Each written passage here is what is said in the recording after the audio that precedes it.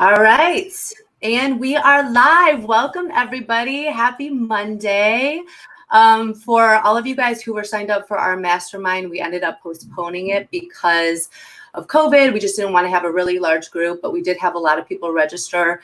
So we didn't want to leave everybody hanging, and we wanted to give you some good things that we're doing to continue to operate at a very high level in this very competitive market. But before we get into it, well, first off, we are going to go over, just so you know what we're going to go over. We're going over listing inventory. Obviously, we're at an all-time low. So what are we doing to obtain listings and to keep that going? What is the conversation we're having with sellers in this market? And multiple offers, if you're working with a buyer, representing a buyer, or a seller, how do you stand out as a buyer's agent to win that offer? And as a listing agent, what are you looking for in that buyer's agent to, feel confident that that is going to be the right choice for your seller? So before we get into all of that and more, I just wanted us all to introduce ourselves. I'm Lisa Cole with eXp Realty.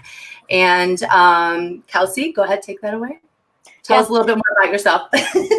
So I'm Kelsey Wozniak with eXp Realty, the KTR group, and we are down in the Akron, Ohio, and surrounding areas. So get some South Side action from us.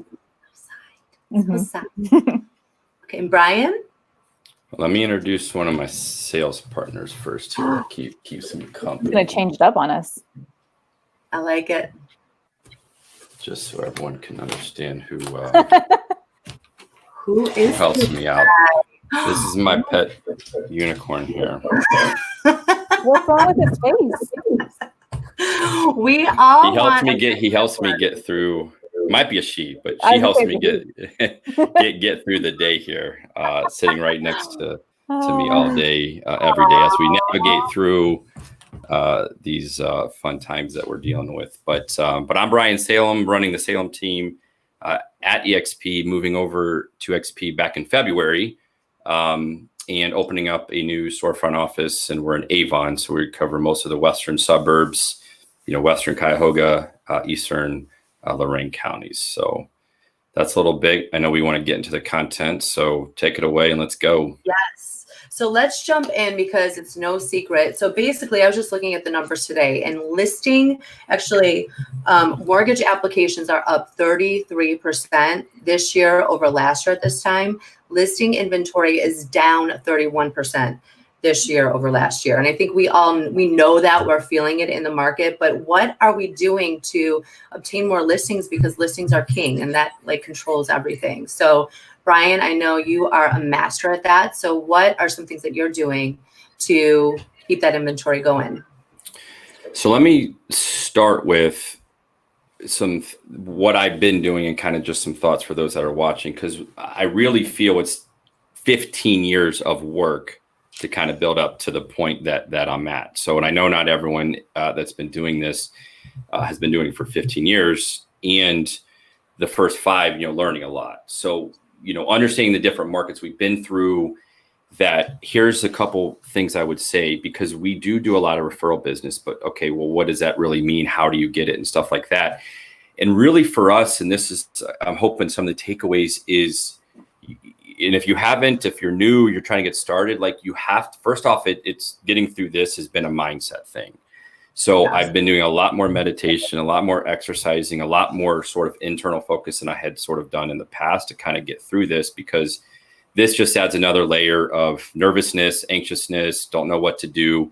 And we've got to be that trusted consultant. And I think a lot of agents forget that, they think it's a paycheck, and that attitude and mindset will not get you through this. So what will get you through this is, again, I think, taking care of your body even more so than you're doing or had been doing.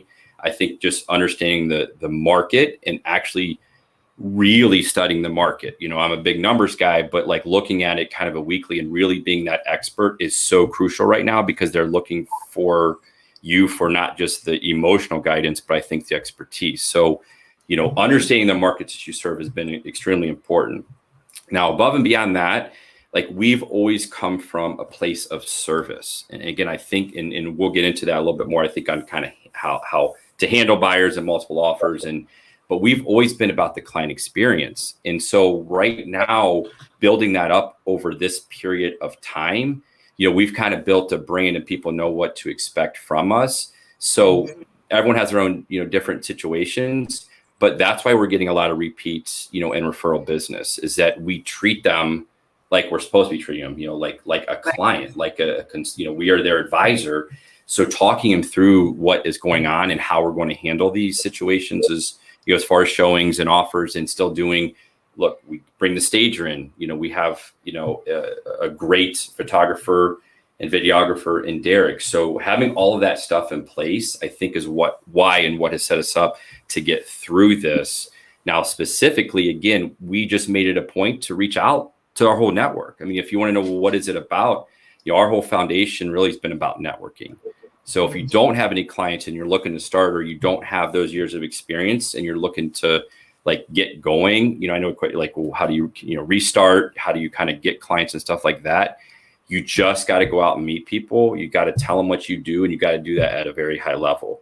And then when you deliver on those expectations in the service, they will refer you and they'll come back to you. And that's, although again, 15 years, I think you could kind of start doing that now. Right. And I think you said a lot there. There's a lot to unpack. And one of the biggest things that you said first was you take more, and this is what I believe in too, and I'm sure Kelsey, you feel the same way. We take more of a consultative approach with our clients, treating them like clients. It's our job to educate them and tell them exactly what is going on in this market and how we would, work through each and every detail with them so that they can make an educated decision on how they want to move forward, which may or may not, it may be that it's not the right time for them to buy or sell right now. And that's okay.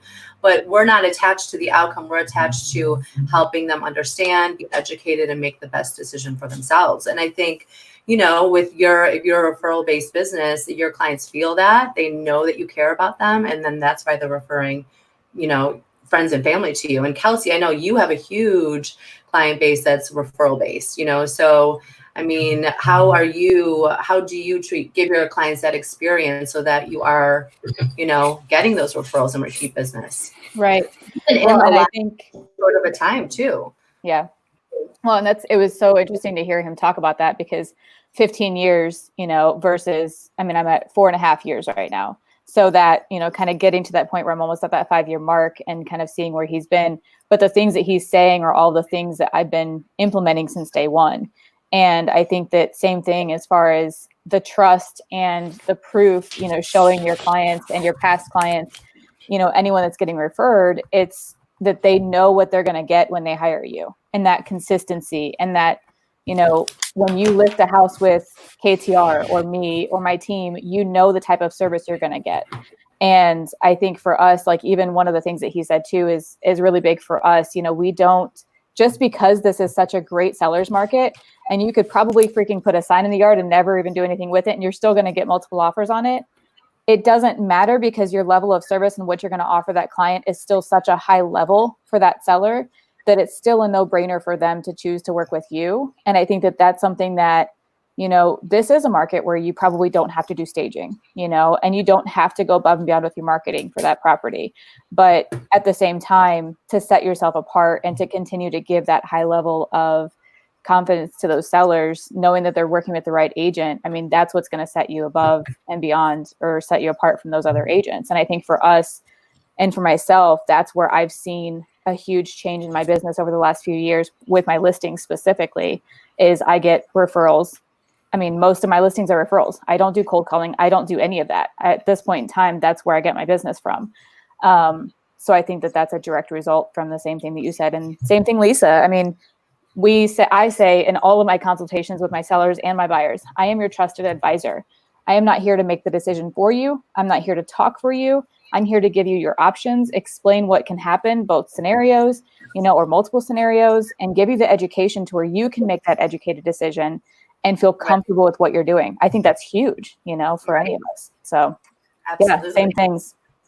Let me say two things I got out of that real quick, because I think you put it perfectly. So and I think, again, this is what agents who, again, trying to start, only been a couple of years, that to set yourself up for this as a career long-term is exactly what you just said. There's no cutting things. There's no not doing, professional photos. There's no, oh, just whatever and whenever and okay, let's see. And that just happens too often, which pisses me off. But it's understanding, implementing, and then executing. And I think a lot of agents, that are listening to this call or go to these classes or do, whether it's the cloud training or, when we get back to in person, is they do get the understanding aspect.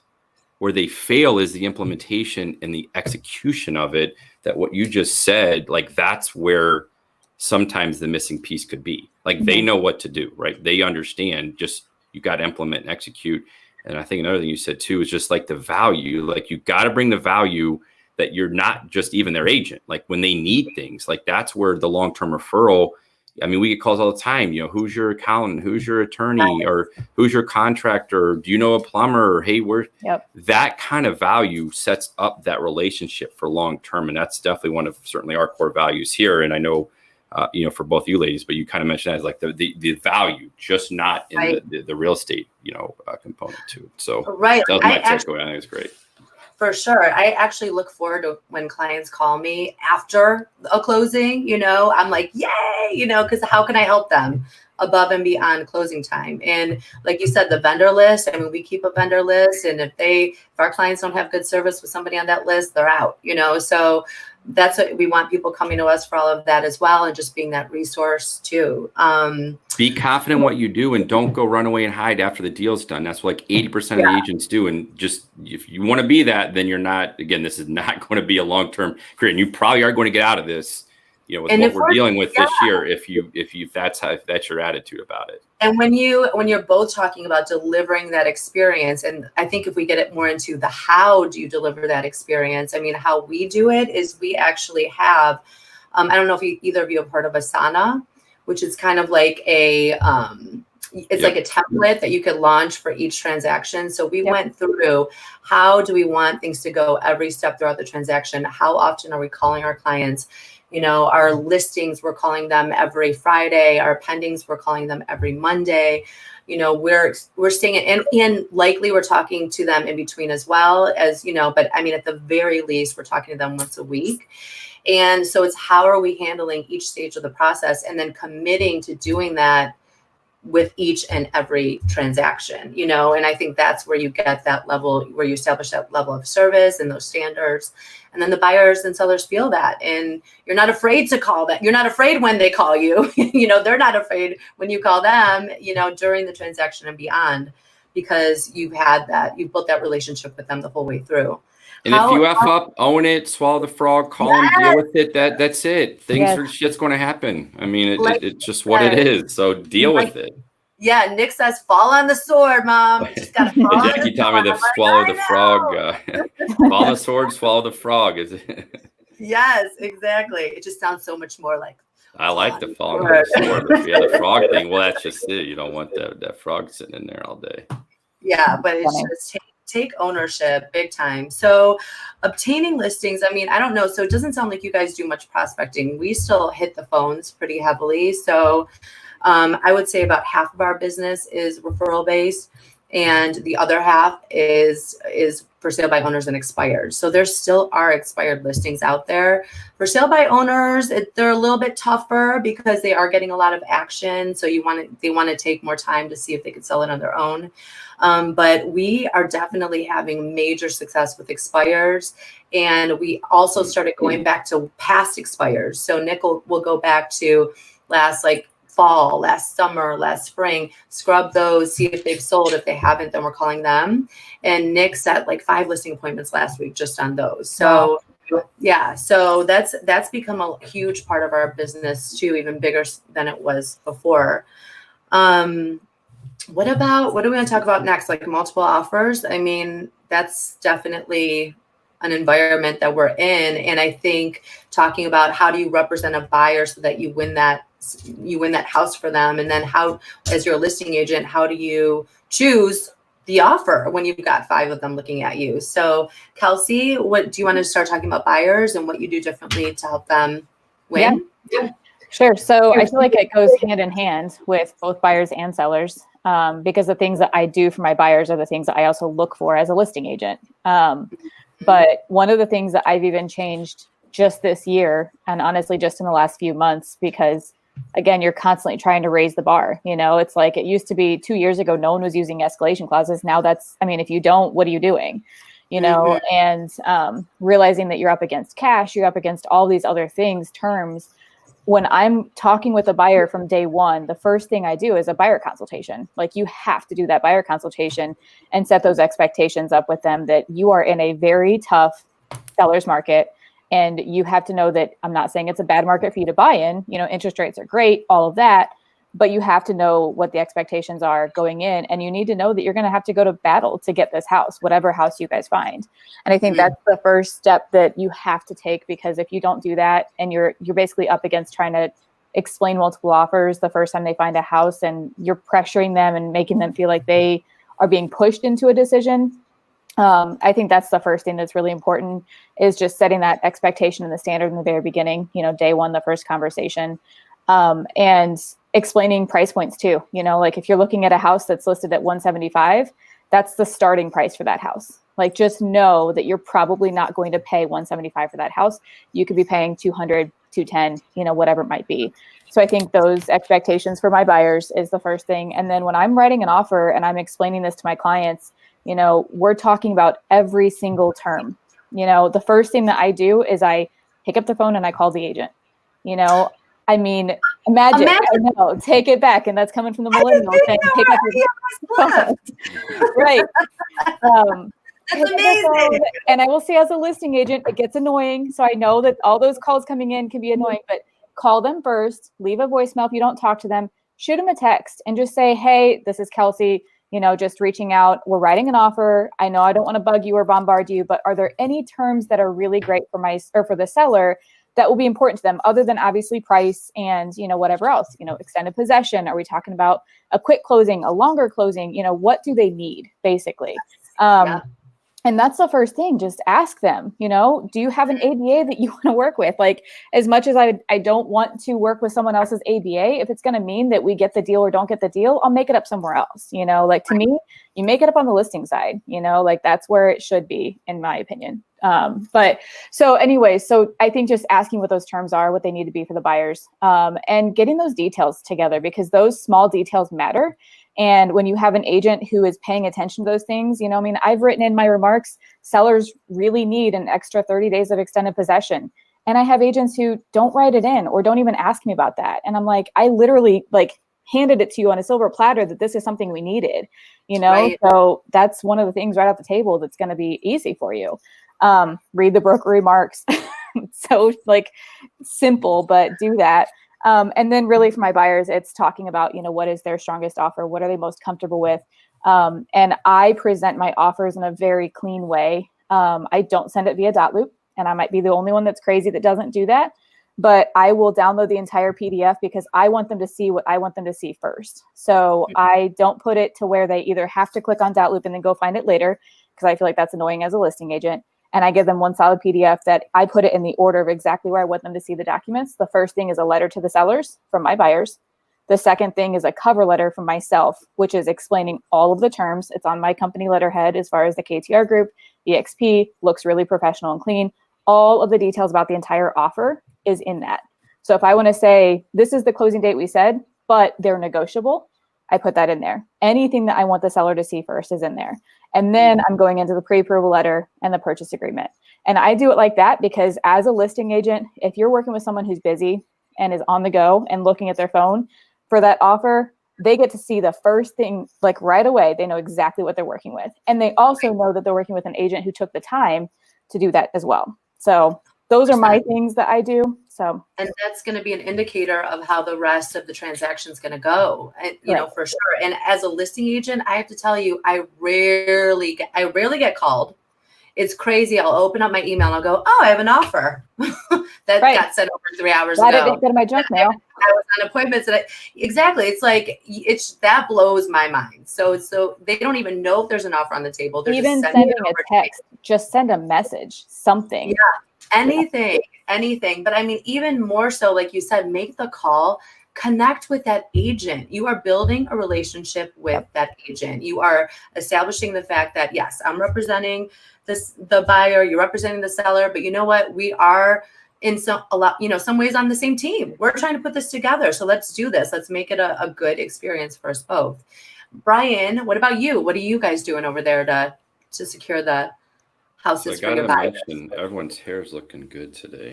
I mean, come on now. Throw that out there. So I wrote a few things down because I like these sort of impromptu, open, kind of real conversations that aren't scripted. So I wrote down 3 things that we could kind of relate to, maybe again more of a skill set that when that has worked. Because you gave great specific examples.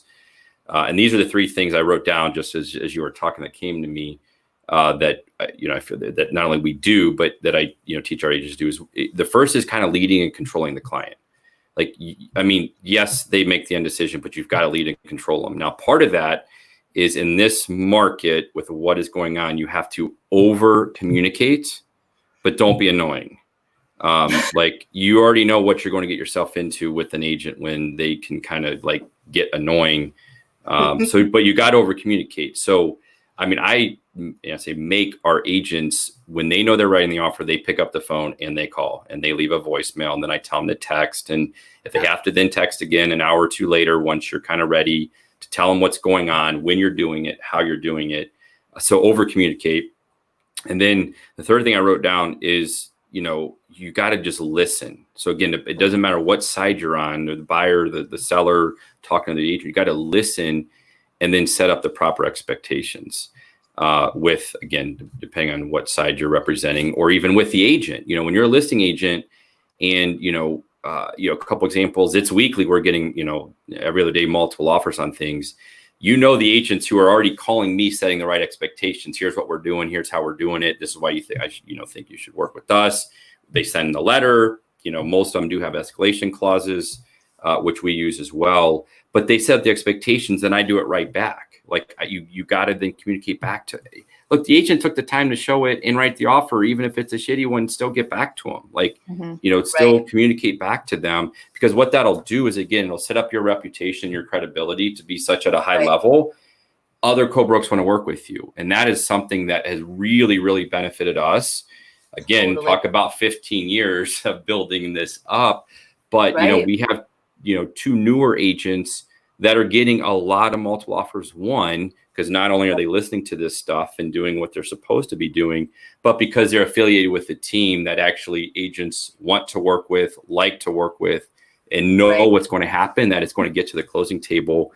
I'm sure with some hiccups, but at least we'll work through it, And so those are 3 things I wrote down just in kind of impromptu here that, I feel that Learn knows, I think you can get through what's going on right now. It's so true with the relationship aspect. I mean, and I've seen the same thing because I've been doing this for 17 years. Nick, he will get some benefit from working with me, but he really goes above and beyond when he's a listing agent and multiple offers are on the table. I mean, he's going above and beyond to call each and every one of those buyers agents and communicate with them, make sure they all know that they have a fair chance and everything like that. And they're just so thankful. They're like, thank you. And that foundation will not only be set up now, that will set him up for the next upturn, downturn, right turn, whatever turn it is. Doing those small details now is going to set up those foundations, and you just build upon them. Right. And so much of it is he has empathy because he just, he's a buyer's agent as well. So he gets, the brunt of it on the other side. He's like, I don't want to be, I don't want these agents to be treated like how I'm treated, a lot of the time. So that's a big thing. So what about, listing when you're on the listing side? I mean, for me, again, well, it's funny because I actually was on the buy side for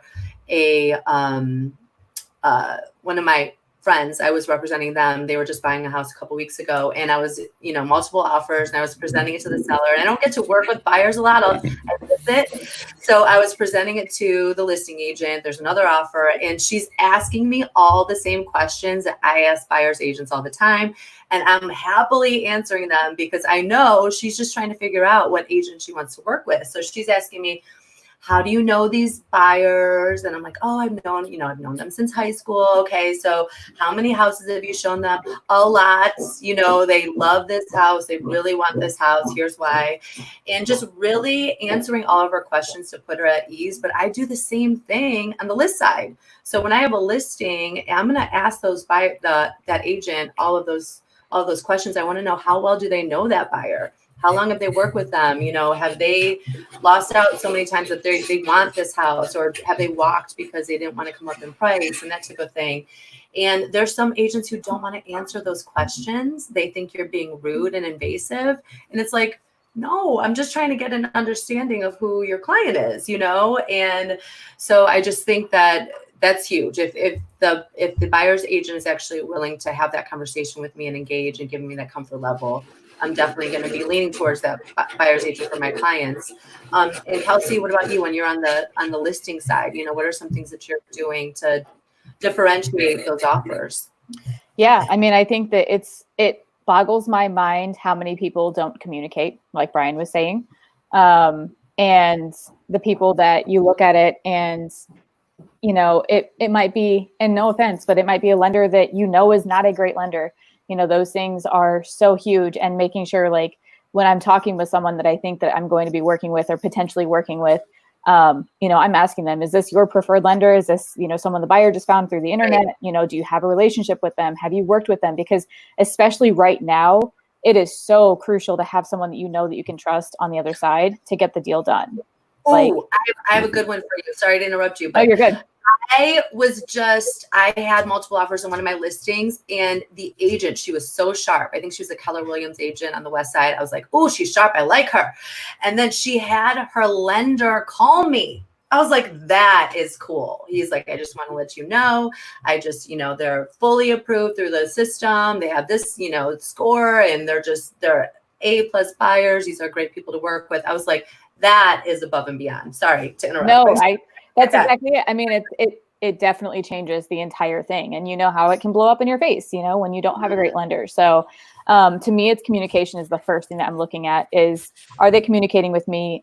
Because if we're neck and neck and we have 3 or 4 offers that are all basically the exact same, or if I have one that's a little bit above, but there's one term that we don't really love, I go back to all of those, and I'm going to basically work them against each other in a way to get my clients the best deal possible. But also I get to kind of weed out the ones that, like you said, they're not willing to help answer the questions or don't seem to want to work with you. And even the conversation part of it, it's like, well, then I don't really feel like it's going to be a great transaction to work with you for 45 days, if that's what it's going to be, And so you can kind of start to feel that out. And like Brian said, building the relationship, it goes both ways, building the relationship with the buyer's agent from the beginning, as well as, from the buyer's agent perspective in, working with the sellers. And that expectation, with my listings, I always give it, X amount of time before we're going to accept an offer. And I put that in the MLS so that the expectations are set in the beginning, but I think when I'm looking at specific buyers, I'm looking at what would I want to work with? Who do I want to work with? Do I have a relationship with them yet or not? And then looking back at, how organized are they? How did they send their offer? Are they like sending me bits and pieces? Like that to me is just, it makes it hard to work with you, Right. So put a full package together, make it organized, make it clean, send it over, talk to me, have the conversation. I mean, we just worked with someone that went under contract last week. And from the very beginning, I mean, she was like, listen, my guy's an HVAC technician, he's handy, he has handy friends. We're not picky on the ROC because I always advise my clients to look for major items only. We're not going to nitpick on, minor and maintenance things. And here are the reasons why, this is how I know the family. Just it giving me a background and giving me that peace of mind, knowing that she's like, this is how I operate. This is how I advise my clients. So I feel like you should know that. And by the way, the lender is also my son. So if I need to kick him in the butt to get something done, it's going to get done, just those little things. And even though they weren't actually the highest offer, there were so many other things that came into it that were better. And I felt like I trusted her because there was 2 days where I was getting other offers in and she had communicated with me throughout those whole 2 days. She also didn't push me on getting her response. You cannot do that. It is the most obnoxious thing. I've already told you we're looking at offers at this time. I need more than 30 minutes to be able to review 16 offers with my clients. Please give me some time, and that's when I just get annoyed. I'm just like, oh my gosh, like, give me a minute to breathe, you know, kind of a thing.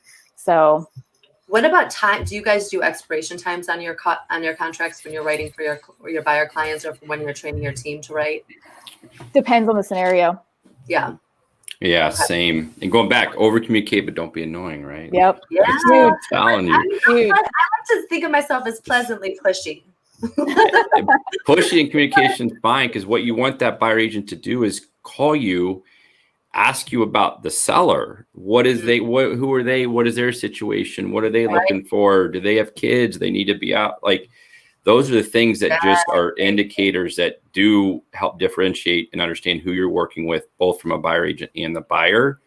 That, you know, I love both sides in this market. I know the buying, you know, side is a little bit, but again, it just is so much more rewarding on both sides of this now. Like, negotiating for a seller now is like so much fun. Like, you build this like career up for what we've been experiencing the last couple of years. But yeah, it's tough to kind of, you got to be well versed and educated and an expert in all aspects when you're dealing with multiples, but every situation is different. And I don't think you can kind of have one frame of mind for each one, because sometimes an escalation clause may not be the right thing. Maybe you just go there and just do that number. I totally agree. Because I would just had one. I'm sorry. Go ahead, Brian. Well, no, and I mean, I do think, you know, we've gone back. I'm, you know, right now I'm a proponent of the letter. Like, it just helps the seller feel a little bit better when they have 10 offers they're looking at. I mean, like, and you know, 2 or 3 are the top, and you know, those agents, you know, did what they were supposed to do to get kind of their buyer in a situation. But then when you're kind of there, like, the seller, I think, you know, likes to know now, you know, a little bit more so. Because you know what they're doing, they're going to social media and stalking them anyways, and probably not telling you. So now that you could just tell them, it just kind of makes everyone feel a little bit better about the actual deal. And so it humanizes it. Yeah. You know, it humanizes the other. So the letter, I mean, you know, again, same with expirations. Like, sometimes my clients, it's the best to do highest and best. Sometimes it's not, you know, when a buyer agent wants to then, of course, come in and tell me how to do it, when to do it, respond in 20 minutes, like, that already is kind of a red flag to begin with. But sometimes on our buyer agent side, when we're representing the buyers, sometimes, you know, the terms probably won't get done if there's 10 offers, but it's the best they can do. And sometimes you have to push for an expiration to actually get your buyer the deal. So again, I think you just got to be careful and understand, evaluate, and assess every situation and put your client on either side in the best place. There's so many different nuances to every deal. It's so true. And what you said about the escalation clause, I agree with as well. I don't think it's an every time thing. I just had a listing where I had multiple offers, and one had an escalation clause that went $1,000 above the other offer, but started about 10, like 15,000 lower. Yeah, to me, don't do that either. When you're doing an escalation clause and you come in under ask with an escalation, like, it's not taken as serious, because then, you know, you're probably set up for a situation of a buyer's remorse, or then the parents are going to get involved, or the agent had to talk them into that. So if you're going to do it, don't start under asking, in my opinion, if you're on the buying and then I look at this other offer, I'm like, well, they just went for it. Like, they literally just went 15,000 over asking. Yeah. So you could tell that they wanted it a lot more. And the other terms matter too. I mean, there's so many things with that play into it, for sure. I agree. So let's see, what else? Anything? I mean, there's so many different things that we could talk about. You're right. You guys are right. We're already 33 minutes in. Jeez. Called it. I'm talking to you guys. All right. Should we wrap it up today? Anything else we want to add? Maybe we'll do another one day? I don't see, has there been any comments, or I don't think we actually put that out there, or questions or any, I don't know. I can't see it on my end. But it looks like we've got at least 30 people watching, but I'm not seeing any comments. Does anybody have any questions for us? Pick our brains. That's what we're here for. I think it's just going back to with everything that's going on. Like, you have to, you know, again, just keep calm. Like, don't be an ass. Like, have the right mindset. Have fun, be creative, stand out, stand for something, and just help your people. Because when you say, like, well, prospecting, like, our prospecting is, we've really, which we do anyways, but I think we're trying to, this helped us get to that elevated level of our prospecting is reaching out to our 1,500 people client database in Northeast Ohio that's still in Ohio, you know, or in Northeast Ohio, just asking how they're doing. Like, shit, you've been homeschooling. Tell me about it. Like, talk to me about it. Like, I know you're probably at your, but just checking in, caring, making sure that they know you're there if they need anything, or if they need help with anything, or if they, to be a resource. So that's been really our prospect, is reaching out a little bit more with purpose and just making sure everyone's okay, and just someone to talk to. Yeah, those are your people. I mean, so just even like you said, building those relationships even stronger. One thing that we do every Friday, just like to keep it fun, is Bella will send out to our entire database. It's a text that says like the different things going on for the weekend. Like during the thick of the lockdown, it was like different art projects you could do, different recipes, but now you could do some more things. But it's just another fun way to stay in touch with your client base and just remind them that you're there for them. I think you got to be creative and stand out too. So. I know you're not afraid of standing out. That's what I love about you. All right, awesome, guys. Well, I think this was some good stuff. I hope it helped some people out there, and I know I got some good tidbits from you guys too. So maybe we'll do this again sometime soon before we reschedule our big event. Perfect. Good. All right. Thank you, ladies. Monday. See you guys. Bye, guys.